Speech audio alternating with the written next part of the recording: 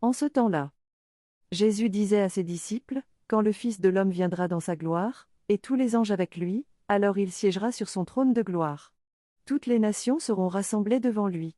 Il séparera les hommes les uns des autres, comme le berger sépare les brebis des boucs, il placera les brebis à sa droite, et les boucs à gauche.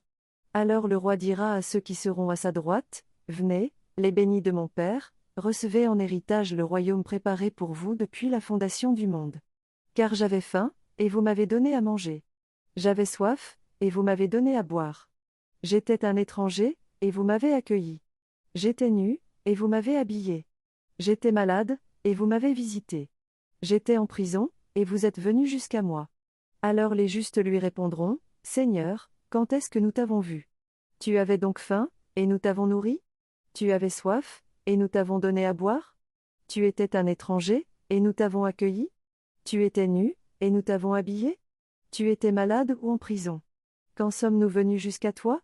Et le roi leur répondra, Amen, je vous le dis, chaque fois que vous l'avez fait à l'un de ces plus petits de mes frères, c'est à moi que vous l'avez fait.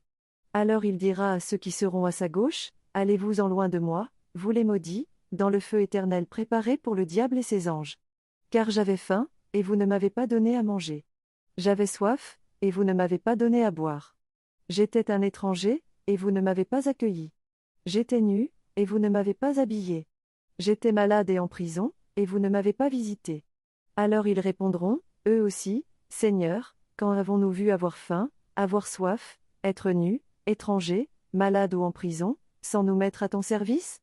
Il leur répondra, Amen, je vous le dis, chaque fois que vous ne l'avez pas fait à l'un de ces plus petits, c'est à moi que vous ne l'avez pas fait. Et ils s'en iront, ceux-ci au châtiment éternel, et les justes, à la vie éternelle. Acclamons la parole de Dieu.